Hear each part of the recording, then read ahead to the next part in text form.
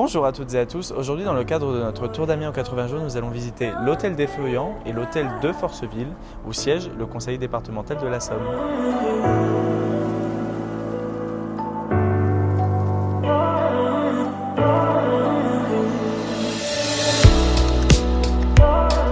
Bonjour, je suis Laurent Saumon, président du conseil départemental de la Somme. C'est la collectivité de proximité pour les habitants de notre beau département, puisqu'il s'occupe du quotidien, à la fois de l'enfance de la famille, des personnes âgées, des collèges, des routes. Le conseil départemental de la Somme, depuis 1790, date de la création des départements, siège à l'hôtel des Feuillants, rue de la République, qui est un ancien couvent d'une congrégation qui a construit ce bâtiment dans les années 1630 et qui s'est achevé en 1663 de mémoire. Alors, il ne reste du bâtiment originel finalement que le bâtiment principal, et pour lequel il reste en particulier la salle des pas perdus, qui est en fait le cloître.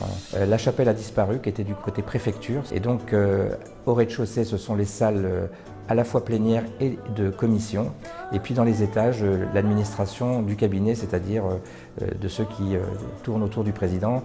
Alors, dans ce bâtiment, il y a naturellement, au bout de la salle des pas perdus, la salle plénière, la salle Max Lejeune, puisqu'il a été président du département pendant 42 ans. Donc, on y siège 4 fois par an de manière plénière, et puis 1 fois par mois pour les commissions permanentes qui permettent de décliner les différentes subventions ou attributions qui sont faites. Alors donc, il y a une tribune sur laquelle siège bien sûr le président sous la Marianne, avec à ses côtés le directeur général des services et le premier et deuxième vice-président, ainsi que la secrétaire de séance. Et puis sur les côtés, donc les membres du cabinet d'une part et les collaborateurs de groupe de l'opposition. Et au-dessus de ces tribunes, une fresque magnifique de Stabler, donc de 1980, qui est en fait une peinture sur laiton qui a figuré en fait la Somme de sa naissance, qui est représentée par une nymphe qui est en fait sa source, jusqu'à son estuaire qui est la baie de Somme, en expliquant sur le trajet tous les faits marquants de ce département.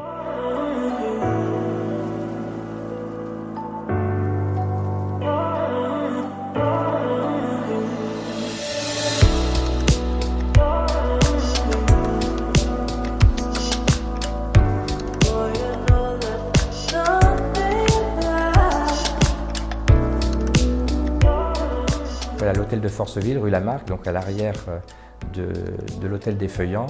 Gédéon de Forceville, qui a été le premier habitant, qui l'a fait construire par l'architecte Herbault, donc célèbre architecte d'Amiens. Et donc cette résidence a ensuite servi en particulier comme local pour y loger le recteur, et ensuite a été repris par le département et a servi à des échanges internationaux en particulier pour recevoir des étudiants, des personnalités.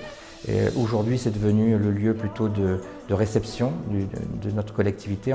Mais en même temps, on a voulu ouvrir, je dirais, ce bâtiment qui est d'une qualité remarquable, architecturale, pour à la fois les journées du patrimoine dans un premier temps, et maintenant tous les lundis, les premiers lundis de chaque mois pour des rendez-vous de la culture, où nous essayons de mettre en valeur, au-delà, je dirais, du patrimoine intérieur, le patrimoine culturel, artistique de notre département, faisant venir des artistes qui viennent parler de leur art. Là, c'est un lieu que l'on souhaite ouvert au public.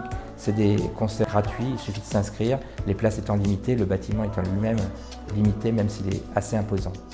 Donc aujourd'hui, effectivement, après 4 années, je dirais, de gestion et d'avoir retrouvé un peu d'oxygène, j'allais dire, nous avons souhaité relancer un projet qui avait été initié par mon prédécesseur, qui s'appelait le Grand Projet Vallée de Somme, et que nous voulons intituler Vallée de la Somme, la vallée idéale, à la fois pour relier son histoire avec Jules Verne et Amiens, et puis de relier l'Est à l'Ouest.